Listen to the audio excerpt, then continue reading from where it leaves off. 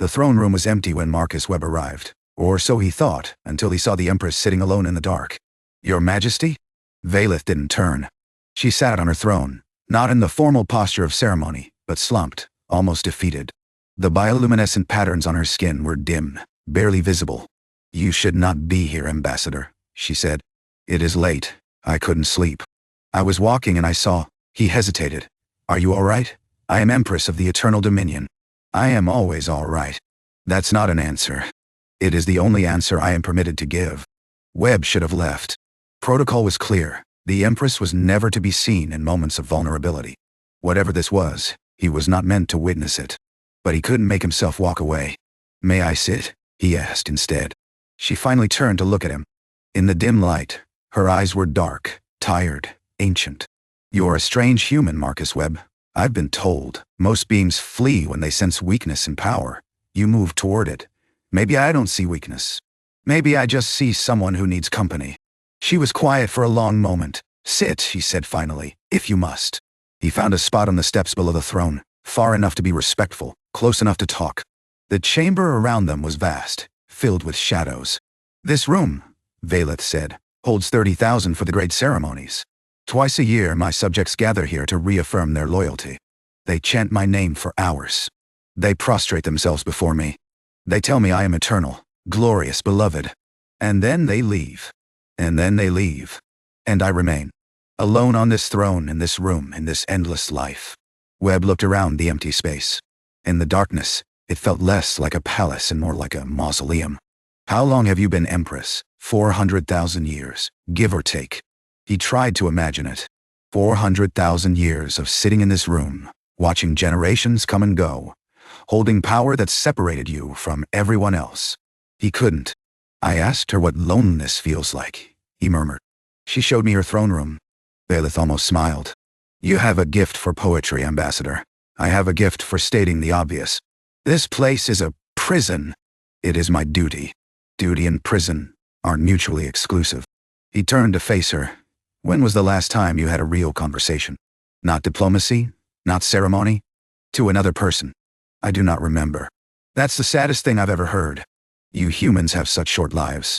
Everything feels intense to you because you know it will end." She shook her head. "For me, even sadness has become muted. Familiar. Like an old companion, I no longer notice. So you just sit here in the dark and feel nothing." "I feel. But the feelings are distant. Echoes of what they once were. And nobody knows. Nobody can know. The Empress is eternal. Unwavering. Unaffected by mortal concerns." Her voice was bitter. "I have played this role so long I have forgotten what lies beneath it." Webb visited again the next night. And the night after that. They talked. Not about politics or alliances or the fate of civilizations. About smaller things. His childhood on Earth. Her memories of the ancient past before the Empire, before the crown. The foods they enjoyed. The music that moved them. The dreams they'd once had. "You wanted to be an explorer," she told him one night. "Before you became a diplomat. How did you know? You speak of the stars with longing. With hunger. You did not choose the diplomatic corps. You settled for it. My daughter was born. Priorities changed. Yes. That is something I have never experienced." She paused. "Parenthood. Family. The bonds that humans form so easily. You have no family? I had. Millions of years ago. They died as all things do. Eventually, I stopped forming attachments. It was easier to remain alone than to lose again and again. That sounds like protection, not choice. Perhaps. But after so long, the distinction ceases to matter." Webb shifted, moving up one step closer to the throne. "You know what I think? I imagine you will tell me regardless. I think you've forgotten how to connect. Not because you can't, but because you've convinced yourself it's not worth the pain. And you, human who has known me for mere weeks, believe you can change this. I believe I can try." She studied him with those ancient eyes. "Why? What could you possibly gain from befriending an immortal empress? Nothing." "That's the point." He smiled. "Friendship isn't supposed to be transactional. You care about someone because they matter, not because of what they can do for you. That is a very human perspective. Guilty as charged." Vaelith was quiet for a long moment. "I have ruled for 400,000 years," she said. "In all that time, no one has ever simply cared. They feared me. served me, worshipped me. But care? That requires seeing the person beneath the crown. I see you. Do you? I see someone who sits alone in the dark because she doesn't know where else to go. Someone who has forgotten what it feels like to be known. Someone who needs a friend more than she needs another subject. And you wish to be this friend. I wish to try. If you'll let me. The weeks became months. Webb's diplomatic mission evolved into something stranger. He was still ambassador, still negotiating on behalf of the Terran Accord, but he was also becoming something else. A confidant. A companion. A friend. They walked in the palace gardens at night, when no one could see. They shared meals in her private chambers, arguing about philosophy and art and the nature of consciousness. They laughed at jokes that no one else would understand. And slowly, incrementally, Vaelith began to change. My advisors have noticed, she said one evening. They say I seem different. Different how? More engaged. More present.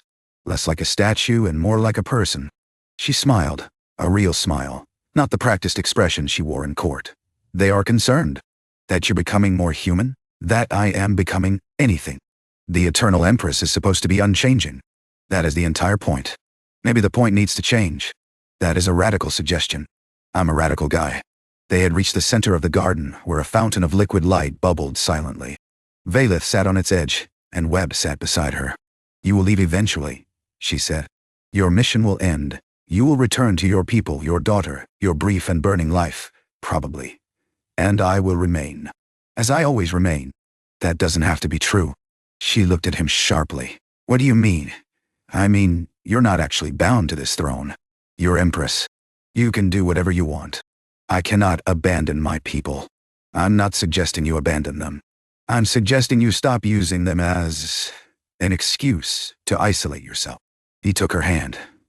Something he'd never done before. You've been alone for 400,000 years because you chose to be. What if you chose something different? Such as living. Really living. Forming connections even though they might end. Caring about people even though you might lose them. You make it sound simple. It's not simple. It's terrifying. But it's also worth it. She looked at their joined hands. You are the first being to touch me in 300 years, she said. Did you know that? I didn't. I had forgotten what it felt like. The warmth of another person's skin. I'm sorry. Don't be. I'm remembering now. She squeezed his hand. Because of you. The diplomatic mission ended 6 months later. The treaties were signed, the alliances formalized, and it was time for Ambassador Marcus Webb to return home. He found Vaelith in the throne room, sitting alone as she had been that first night. But this time, the lights were on. This time, she looked up when he entered with something like anticipation. You are leaving tomorrow, she said. I am.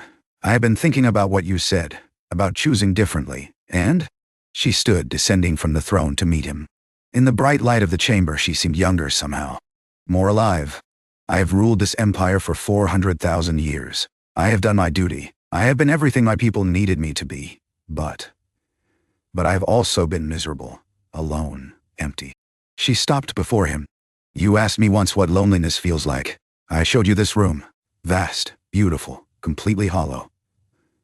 I remember. You changed something, Marcus. You reminded me what it means to connect. To care. To feel something other than the weight of centuries. I'm glad. I am not finished. She took a breath. I'm abdicating. Webb stared at her. What? The throne will pass to my designated heir. The empire will continue without me. And I. She smiled, uncertain and hopeful. I would like to see other worlds. Experience other lives. Perhaps even visit this earth you have told me so much about. You're giving up everything. I am gaining something more valuable. She reached for his hand. I asked her what loneliness feels like. She showed me her throne room. But that is not the end of the story. What is the end? The end is this. She learned that loneliness is a choice. That connection is possible even for immortals. That a brief human with a kind heart can teach an ancient empress how to live again. Vaelith, come with me, Marcus. Not forever. I know your life is short and precious. But for a while. Show me your world. Help me remember what it means to be part of something larger than myself. Webb looked at the empty throne behind her. At the chamber that had been her prison for longer than human civilization had existed. At the woman who was choosing, after 400,000 years, to step into the unknown. My daughter will have a lot of questions, he said. I look forward to meeting her, and the Terran government will probably panic. Governments often do, and I have no idea how this is supposed to work. Neither do I. She smiled. But you told me that friendship is not transactional. That you care about someone because they matter, not because of what they can do for you. I remember. Then, let us figure it out together. Whatever comes next. Whatever this becomes. Webb thought about all the reasons this was a terrible idea. The complications. The impossibilities. The inevitable ending that waited somewhere down the line. Then he thought about a lonely empress sitting in the dark, and how she had let him sit beside her. Together, he agreed. They walked out of the throne room side by side, the mortal ambassador and the immortal empress, stepping into a future neither of them could predict. Behind them, the throne sat empty for the first time in 400,000 years. It was, Webb thought, exactly where it belonged.